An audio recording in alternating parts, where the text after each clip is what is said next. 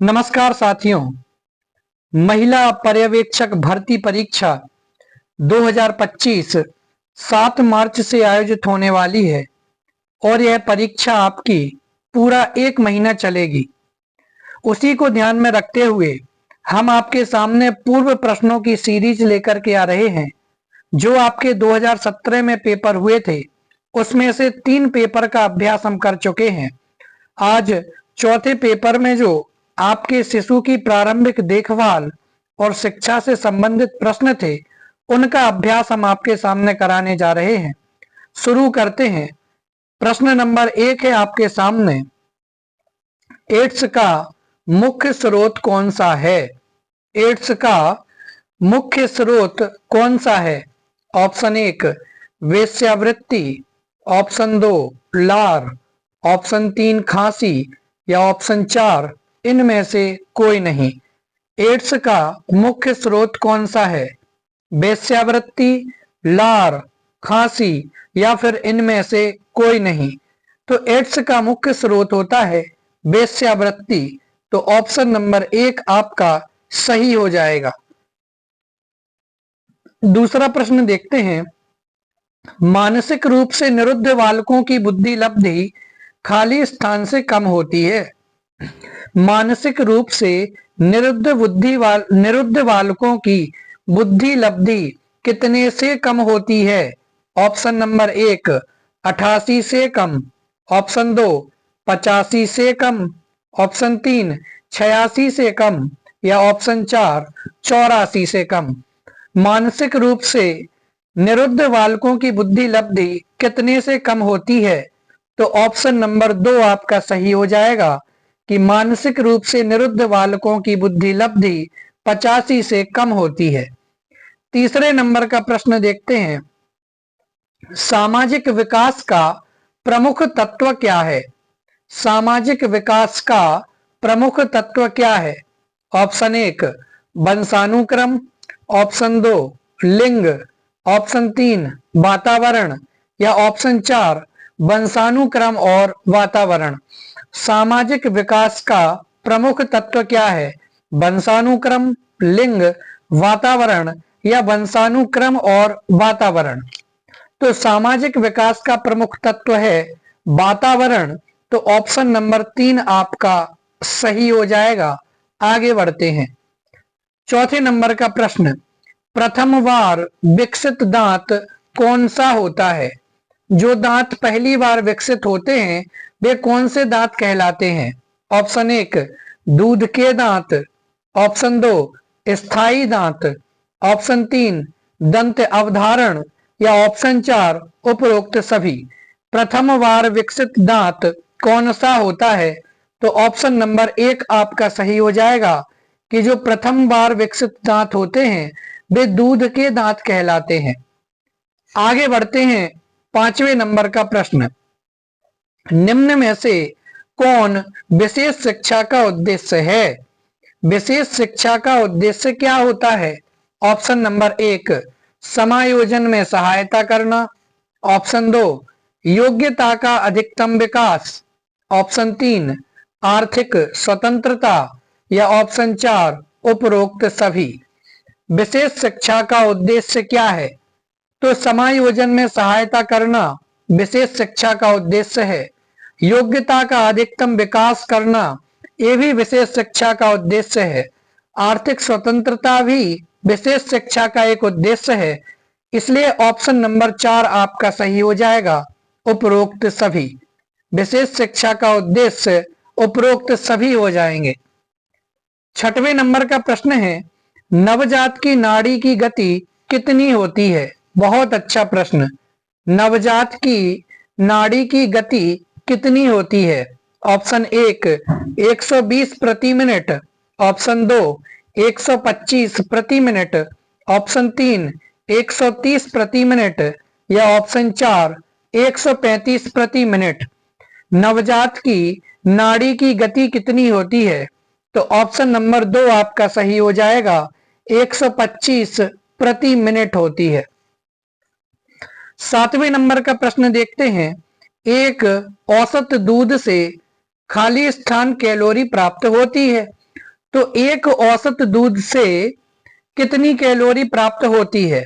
Option number 1 30 से 40 calorie, option number 2 35 से 45 calorie, option 3 18 से 20 कैलोरी, या ऑप्शन 4 37 से 50 कैलोरी। एक औसत दूध से कितनी कैलोरी प्राप्त होती है? तो ऑप्शन नंबर 3 आपका सही हो जाएगा कि एक औसत दूध से 18 से 20 किलो कैलोरी प्राप्त होती है। 18 से 20 कैलोरी प्राप्त होती है। 8वें नंबर का प्रश्न देखते हैं कि निम्न में से कौन मानव विकास का क्षेत्र है? मानव विकास का क्षेत्र निम्नलिखित में से कौन सा है? ऑप्शन 1 शारीरिक, ऑप्शन 2 सामाजिक, ऑप्शन 3 संज्ञानात्मक, या ऑप्शन 4 शारीरिक, सामाजिक या शारीरिक, सामाजिक और संज्ञानात्मक। मानव विकास का क्षेत्र क्या है? तो अकेले शारीरिक नहीं है, अकेले सामाजिक नहीं है, अकेले संज्ञानात्मक नहीं है, बल्कि शारीरिक, सामाजिक और संज्ञानात्मक है। तो ऑप्शन नंबर 4 आपका सही हो जाएगा कि मानव विकास का क्षेत्र है शारीरिक, सामाजिक और संज्ञानात्मक। प्रश्न नंबर 9 देखते हैं। राष्ट्रीय एड्स नियंत्रण कार्यक्रम किस वर्ष में शुरू किया गया था? बहुत ही अच्छा प्रश्न। इस बार भी पेपर में आपको एड्स से संबंधित कोई ना कोई प्रश्न देखने को मिलेगा। राष्ट्रीय एड्स नियंत्रण कार्यक्रम किस वर्ष में शुरू किया गया था? ऑप्शन 1 1988 में, ऑप्शन 2 1994 में, ऑप्शन 3 1987 में, या ऑप्शन 4 1992 में। राष्ट्रीय एड्स नियंत्रण कार्यक्रम किस वर्ष में शुरू किया गया था? तो ऑप्शन नंबर 3 आपका सही हो जाएगा कि राष्ट्रीय एड्स नियंत्रण कार्यक्रम 1987 में शुरू किया गया था। आगे बढ़ते हैं 10वें नंबर के प्रश्न की तरफ।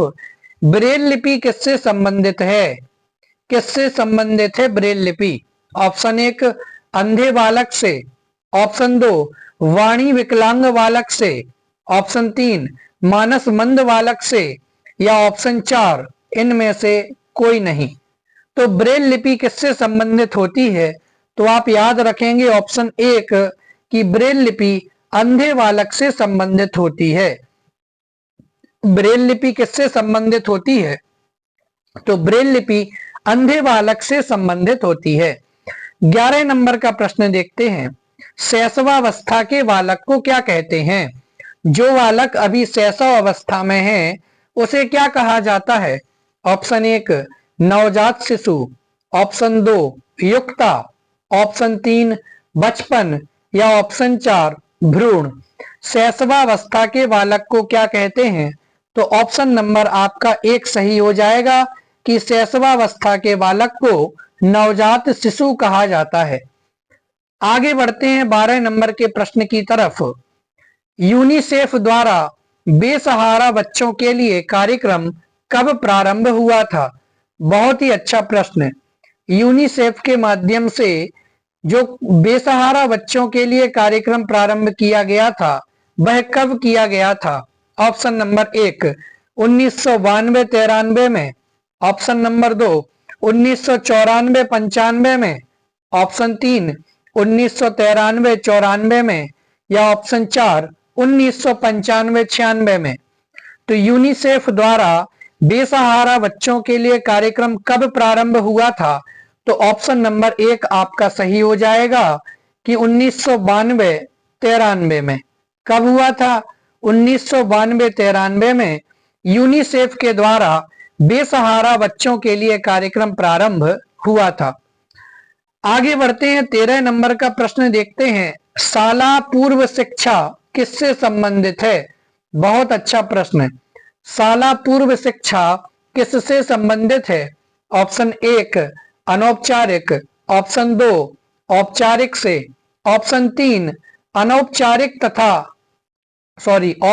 तथा अनौपचारिक से, या फिर चौथा इनमें से कोई नहीं। बोलिए शाला पूर्व शिक्षा किससे संबंधित है? तो ऑप्शन नंबर 1 आपका सही हो जाएगा कि जो शाला पूर्व शिक्षा है वह अनौपचारिक से संबंधित होती है। 14 नंबर का प्रश्न देखते हैं, मॉन्टेसरी विधि किससे संबंधित है? बहुत अच्छा प्रश्न है। मॉन्टेसरी विधि किससे संबंधित है?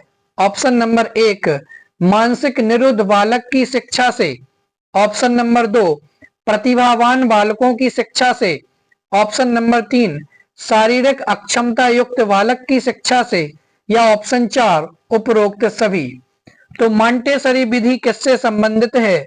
मानसिक निरुद्ध बालक की शिक्षा से, प्रतिभावान बालक की शिक्षा से, शारीरिक अक्षमता युक्त बालक की शिक्षा से, या फिर उपरोक्त सभी। तो ऑप्शन नंबर 1 आपका सही हो जाएगा कि जो मॉन्टेसरी विधि है वह मानसिक निरुद्ध बालक की शिक्षा से संबंधित है। 15 नंबर का प्रश्न देखते हैं, गर्भस्थ शिशु विकास का सही क्रम क्या है? गर्भस्थ शिशु के विकास का सही क्रम क्या है? ऑप्शन 1 पिंड अवस्था डिम्ब अवस्था, ऑप्शन 2 गर्भस्थ शिशु पिंड अवस्था, ऑप्शन 3 डिम्ब अवस्था पिंड अवस्था, या ऑप्शन 4 इनमें से कोई नहीं। गर्भस्थ शिशु विकास का सही क्रम क्या है? कि गर्भस्थ शिशु विकास का सही क्रम है डिम्ब अवस्था पिंड अवस्था। ऑप्शन नंबर 3 आपका सही हो जाएगा। 16 नंबर का प्रश्न देखते हैं, कौन सा गुण सृजनात्मकता से संबंधित है? सृजनात्मकता से संबंधित गुण कौन सा है? ऑप्शन 1 अंतर्मुखी, ऑप्शन 2 बहिर्मुखी, ऑप्शन नंबर 3 सोच, या 4 उपरोक्त सभी। तो सृजनात्मकता से संबंधित गुण है आपका सोच, कि जितना ज्यादा हम सोचेंगे उतनी ज्यादा सृजनात्मकता बढ़ेगी। आगे बढ़ते हैं 17 नंबर के प्रश्न की तरफ। निम्न में से कौन विशिष्ट शिक्षा में सम्मिलित है? विशिष्ट शिक्षा में सम्मिलित कौन है? ऑप्शन नंबर 1 विशिष्ट शिक्षाविद, ऑप्शन 2 विशिष्ट पाठ्य सामग्री, ऑप्शन 3 विशिष्ट क्रियाविधि, या ऑप्शन 4 उपरोक्त सभी। विशिष्ट शिक्षा में सम्मिलित कौन है? तो विशिष्ट शिक्षाविद विशिष्ट शिक्षा में सम्मिलित है, विशिष्ट पाठ्य सामग्री भी सम्मिलित है, विशिष्ट क्रियाविधि भी सम्मिलित है। तो ऑप्शन नंबर 4 आपका सही हो जाएगा। उपरोक्त सभी के ऊपर का 1, 2 और 3 नंबर के ऑप्शन सभी विशिष्ट शिक्षा में सम्मिलित हैं। 18 नंबर का प्रश्न देखते हैं एक बार, निम्न में से कौन सीखने का नियम नहीं है? सीखने का नियम कौन सा नहीं है? ऑप्शन 1 तत्परता का नियम, तत्परता के नियम के बिना सीखा नहीं जा सकता। अभ्यास का नियम, बिना अभ्यास के नहीं सीखा जा सकता।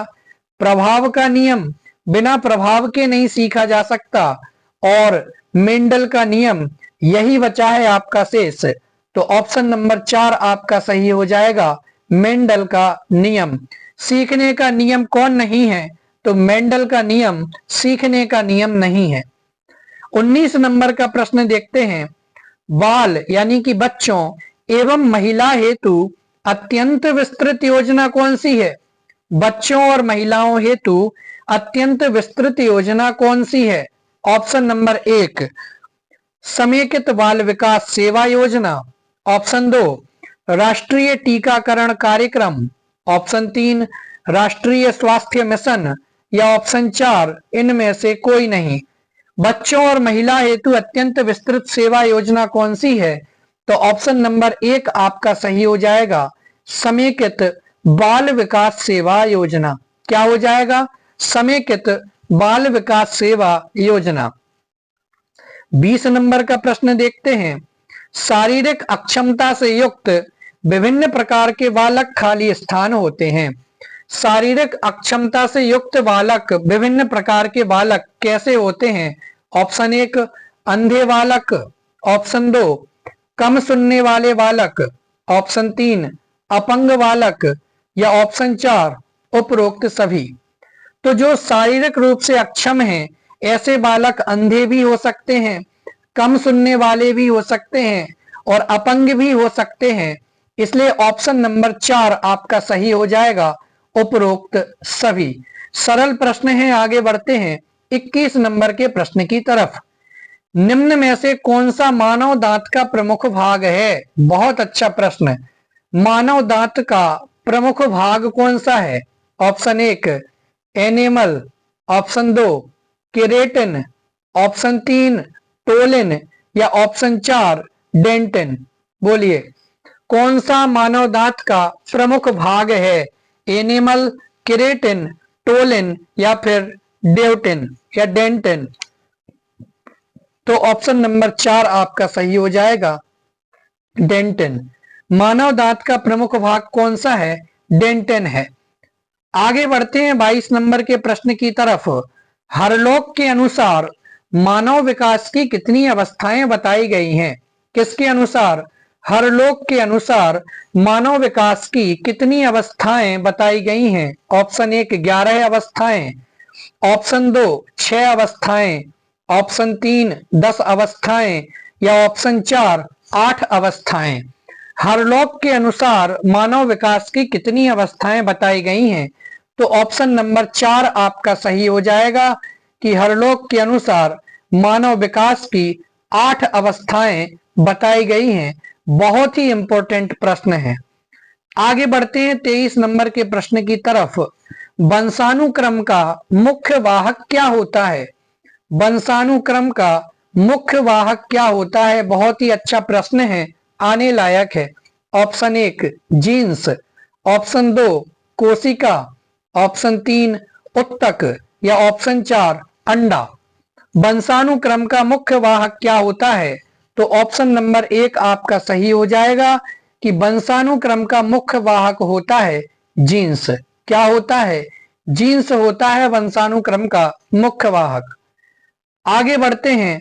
नाकों का संबंध किस रोग से है? बहुत अच्छा प्रश्न। नाकों का संबंध किस रोग से है? ऑप्शन 1 एड्स से, ऑप्शन 2 कैंसर से, ऑप्शन 3 तपेदिक से या ऑप्शन 4 वेरी वेरी से। नाकों का संबंध किस रोग से है? तो ऑप्शन नंबर 1 आपका सही हो जाएगा कि नाकों का संबंध है एड्स से। आगे बढ़ते हैं 25 नंबर के प्रश्न की तरफ। प्रत्यक्षीकरण, खाली प्रत्यक्षीकरण, आपूर्तिकरण और अंतरण किसकी विशेषताएं हैं? कौन कौन सी? प्रत्यक्षीकरण, आपूर्तिकरण और अंतरण किसकी विशेषताएं हैं? बहुत ही अच्छा प्रश्न। ऑप्शन 1 संज्ञानात्मक की, ऑप्शन 2 सृजनात्मक की, ऑप्शन 3 सौंदर्य बोध की या ऑप्शन 4 संवेग की। तो प्रत्यक्षीकरण, आपूर्तिकरण और अंतरण किसकी विशेषताएं हैं? तो ऑप्शन नंबर 1 आपका सही हो जाएगा कि ये सभी संज्ञानात्मक की विशेषताएं होती हैं। 26 नंबर का प्रश्न देखते हैं। निम्न में से कौन भाषा विकास की अवस्था नहीं है? भाषा विकास की अवस्था कौन सी नहीं है? ऑप्शन 1 बोलने की तैयारी, ऑप्शन 2 वाक्य प्रयोग, ऑप्शन 3 शुद्ध उच्चारण या ऑप्शन 4 समाजीकरण। तो भाषा विकास की अवस्था कौन सी नहीं है? बोलने की तैयारी भाषा विकास की अवस्था है, वाक्य प्रयोग भाषा विकास की अवस्था है, शुद्ध उच्चारण करना भी भाषा विकास की अवस्था है। तो अब आपका शेष बचता है समाजीकरण। तो भाषा विकास की अवस्था क्या नहीं है? तो समाजीकरण भाषा विकास की अवस्था नहीं है। 27 नंबर का प्रश्न देखते हैं। बहुत अच्छा प्रश्न है, ये भी एड्स से संबंधित है। एलिसा एक प्रकार का खाली स्थान है। एलिसा एक प्रकार का क्या है?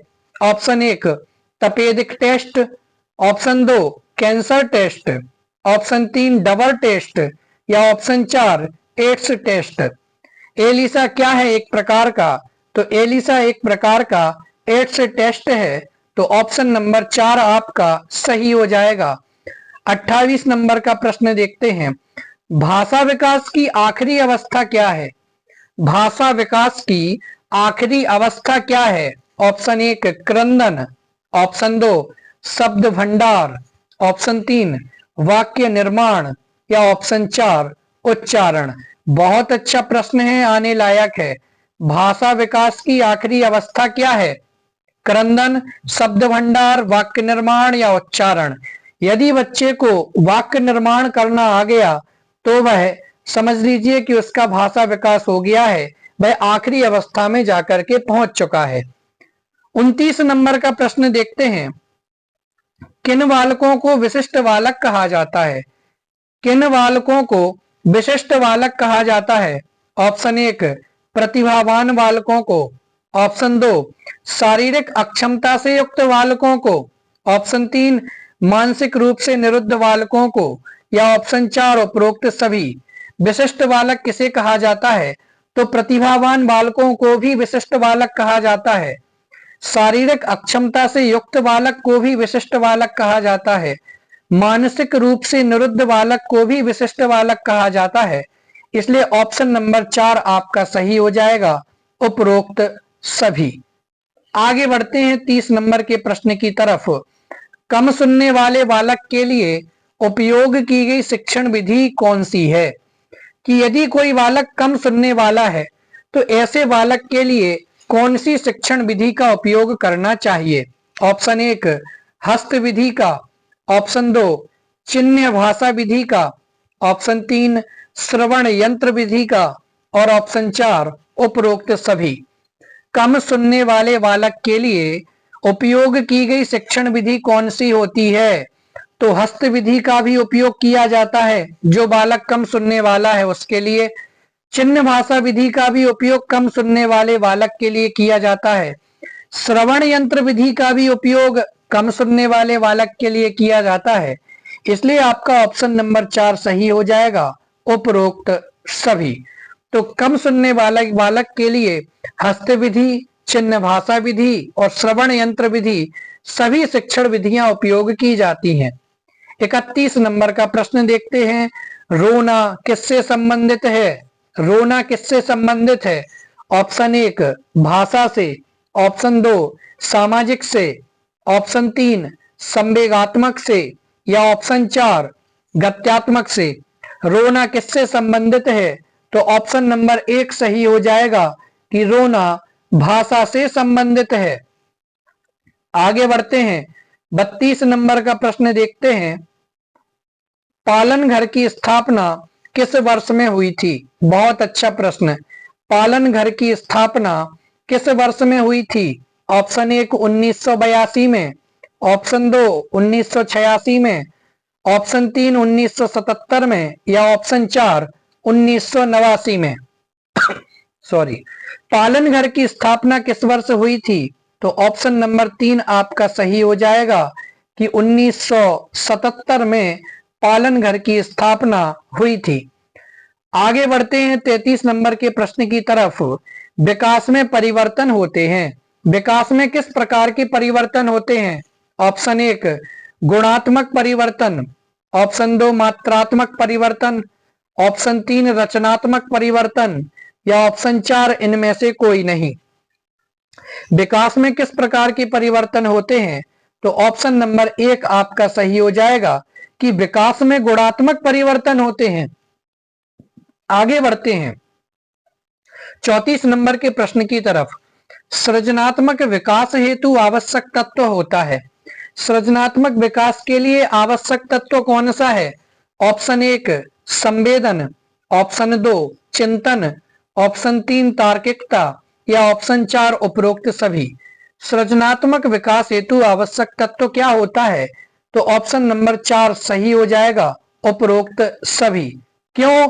क्योंकि सृजनात्मक विकास के लिए संवेदन भी आवश्यक है, सृजनात्मक विकास के लिए चिंतन भी आवश्यक है, और सृजनात्मक विकास के लिए तार्किकता भी आवश्यक है। 35 नंबर का प्रश्न देखते हैं कि जो गुणसूत्र होते हैं वे किससे संबंधित होते हैं? गुणसूत्र किससे संबंधित होते हैं? ऑप्शन नंबर 1 श्वसन से संबंधित, ऑप्शन 2 प्रजनन से संबंधित, ऑप्शन नंबर 3 आनुवांशिक गुणों का स्थानांतरण से संबंधित, या ऑप्शन 4 पाचन से संबंधित। गुणसूत्र किससे संबंधित होते हैं? श्वसन से, प्रजनन से, आनुवांशिक गुणों के स्थानांतरण से, या फिर पाचन से। तो ऑप्शन नंबर 3 आपका सही हो जाएगा कि जो गुणसूत्र होते हैं वे आनुवांशिक गुणों के स्थानांतरण से संबंधित होते हैं। 36 नंबर का प्रश्न देखते हैं, पूर्व प्राथमिक शिक्षा का क्या उद्देश्य है? पूर्व प्राथमिक शिक्षा का क्या उद्देश्य है? ऑप्शन नंबर 1 स्वस्थ वातावरण, बिल्कुल सही है। सौंदर्य बोध, बिल्कुल सही है। बौद्धिक जिज्ञासा, बिल्कुल सही है। इसलिए ऑप्शन नंबर 4 आपका सही हो जाएगा, उपरोक्त सभी। पूर्व प्राथमिक शिक्षा का उद्देश्य क्या है? तो स्वस्थ वातावरण, सौंदर्य बोध और बौद्धिक जिज्ञासा, ये सभी पूर्व प्राथमिक शिक्षा का उद्देश्य होते हैं। 37 नंबर का प्रश्न देखते हैं, नवजात शिशु के चेहरे तथा सिर की गोलाई में कितना अनुपात होता है? बहुत अच्छा प्रश्न। नवजात शिशु के चेहरे और सिर की गोलाई में कितना अनुपात होता है? ऑप्शन 1 1:8, ऑप्शन 2 1:9, ऑप्शन 3 1:10 या ऑप्शन नंबर 4 1:11। नवजात शिशु के चेहरे तथा सिर की गोलाई में कितना अनुपात होता है? तो ऑप्शन नंबर 1 आपका सही हो जाएगा कि नवजात शिशु के चेहरे और सिर की गोलाई में 1:8 का अनुपात होता है। 38वां प्रश्न देखते हैं, निम्न में से कौन विशिष्ट बालक का वर्गीकरण नहीं है? विशिष्ट बालक का वर्गीकरण क्या नहीं है? ऑप्शन 1 बौद्धिक विचलन, ऑप्शन 2 गामक विचलन, ऑप्शन 3 संवेदी विचलन या ऑप्शन 4 बाल कल्याण योजनाएं। तो विशिष्ट बालक का वर्गीकरण क्या नहीं है? तो ऑप्शन नंबर 4 आपका सही हो जाएगा कि बाल कल्याण योजनाएं। जबकि बौद्धिक विचलन, गामक विचलन और संवेदी विचलन, इनमें विशिष्ट बालक का वर्गीकरण किया जाता है। 39 नंबर का प्रश्न, निम्न में से WHO की कौन सी गतिविधियां हैं? WHO की गतिविधियां कौन सी हैं? ऑप्शन 1 पर्यावरणीय स्वास्थ्य, ऑप्शन 2 मानव शक्ति का विकास, ऑप्शन 3 विशिष्ट रोगों का निरोध एवं नियंत्रण और ऑप्शन 4 उपरोक्त सभी। WHO की कौन सी गतिविधियां हैं? तो पर्यावरणीय स्वास्थ्य भी WHO की गतिविधि है, मानव शक्ति का विकास भी विश्व स्वास्थ्य संगठन की गतिविधि है और विशिष्ट रोगों का निरोध और नियंत्रण भी WHO की गतिविधि के अंतर्गत आता है। तो ऑप्शन नंबर 4 आपका सही हो जाएगा, उपरोक्त सभी। 40वां प्रश्न देखते हैं, पूर्व शाला बालकों की सीखने की क्षमता आधारित है। पूर्व शाला बालकों की सीखने की क्षमता आधारित है किस पर? ऑप्शन 1 व्यक्तिगत आधारित रचना पर, पाठ्यक्रम आधारित रचना पर, शासकीय आधारित कार्यक्रम पर या शिक्षक आधारित क्षमता पर। पूर्व शाला बालकों की सीखने की क्षमता आधारित किस पर होती है? तो व्यक्तिगत आधारित रचना पर निर्भर होती है। 41वां प्रश्न देखते हैं, राष्ट्रीय विकलांग संस्थान कहाँ स्थित है? राष्ट्रीय विकलांग संस्थान कहाँ स्थित है? नई दिल्ली, मुंबई, देहरादून या फिर कोलकाता। तो राष्ट्रीय विकलांग संस्थान कहाँ पर स्थित है? तो देश की राजधानी नई दिल्ली में राष्ट्रीय विकलांग संस्थान स्थित है। 42 नंबर का प्रश्न देखें, सीखने का तात्पर्य क्या होता है? सीखने का तात्पर्य क्या है? संवेग में परिवर्तन, अनुभूति में परिवर्तन, व्यवहार में स्थायी परिवर्तन या फिर सौंदर्य बोध में परिवर्तन। तो सीखने का तात्पर्य क्या होता है? बहुत अच्छा प्रश्न है, आने लायक, कि आपके व्यवहार में स्थायी परिवर्तन होना वही सही अर्थों में सीखना होता है। ऑप्शन नंबर 3 आपका सही हो जाएगा। 43 नंबर का प्रश्न देखते हैं, संरक्षण की आवश्यकता क्यों होती है? संरक्षण की आवश्यकता क्यों होती है? विकास के लिए, संवेगात्मक परिपक्वता के लिए, समायोजन के लिए और उपरोक्त सभी। संरक्षण की आवश्यकता विकास के लिए भी होती है, संवेगात्मक परिपक्वता के लिए भी होती है और समायोजन के लिए भी होती है। तो ऑप्शन नंबर 4 आपका सही हो जाएगा, उपरोक्त सभी कारणों से संरक्षण की आवश्यकता होती है। 44वां प्रश्न देखते हैं, बाल अधिकारों की रक्षा किससे संबंधित होती है? बाल अधिकारों की रक्षा किससे संबंधित होती है? ऑप्शन 1 ICDS से, ICPS से, नाको से या फिर यूनिसेफ से? तो बाल अधिकारों की रक्षा संबंधित होती है आईसीपीएस से। किससे? आईसीपीएस से संबंधित होती है। ऑप्शन नंबर 2 आपका सही हो जाएगा। और 45वां और अंतिम प्रश्न है, बालकों के संवेग किस प्रकार के होते हैं? ऑप्शन 1 अनुपस्थित, ऑप्शन 2 स्थायी, ऑप्शन 3 असंतुलित या ऑप्शन 4 इनमें से कोई नहीं। बालकों के संवेग किस प्रकार के होते हैं? तो ऑप्शन नंबर 3 आपका सही हो जाएगा कि जो बालकों के संवेग होते हैं वे असंतुलित होते हैं। जी हाँ, बालकों के संवेग असंतुलित होते हैं, वे संतुलन में नहीं होते हैं। इस प्रकार से अभी हमने शिशु की प्रारंभिक देखभाल और शिक्षा से संबंधित 45 प्रश्नों का अभ्यास किया। कल मिलते हैं अगले पेपर के सॉल्यूशन के साथ में। जय हिंद, वंदे मातरम।